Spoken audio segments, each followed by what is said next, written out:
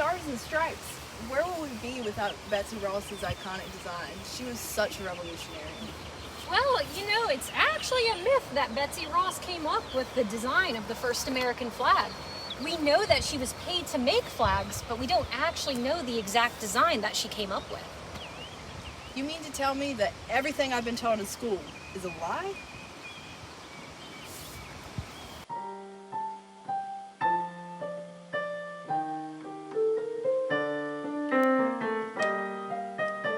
Well, it is true that the iconic design of what we call the Betsy Ross flag today does meet the criteria of the resolution that Continental Congress passes on June 14th of 1777.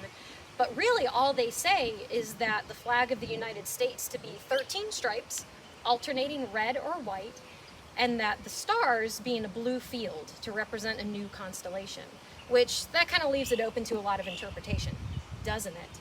So while the flag does fit that criteria, whether Betsy Ross actually came up with the circle pattern for the stars, we don't know for sure.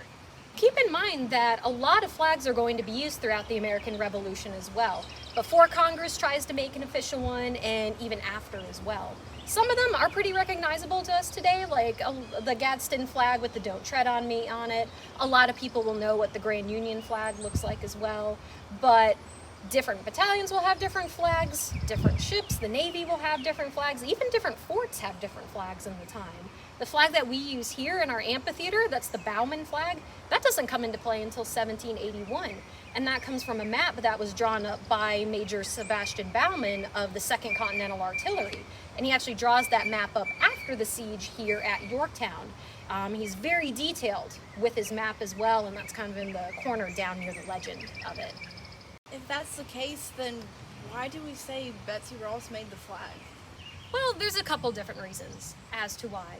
John Ross, Betsy Ross's husband, he was actually a signer of the Declaration of Independence and also a prominent business owner, which would have put him in a lot of the same circles as men like George Washington and Benjamin Franklin. And John actually dies during the war, leaving Betsy a widow. So you don't really see the truth starting to mold into the myth until Betsy Ross's grandson, William Canby, does a speech in 1870 to the Pennsylvania Historical Society. And it's from that speech that we get the well-known legend of her coming up with the design for the flag today, and also the idea that she suggested to General Washington the change from the 6-pointed star to the 5-pointed star.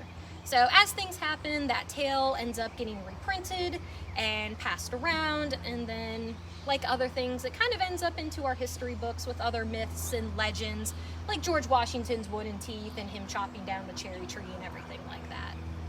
Wow, I never thought of it that way. I guess there really are a lot of myths surrounding our country.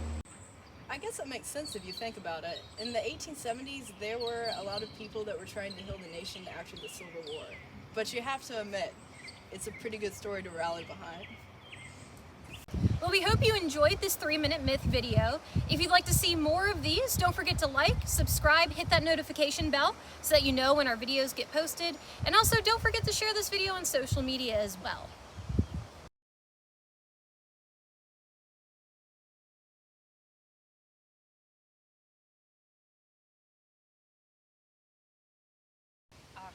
I love that you took your shoes off. I was like, this wood is going to be more comfortable without shoes on, and then I was like, I was right. Yep.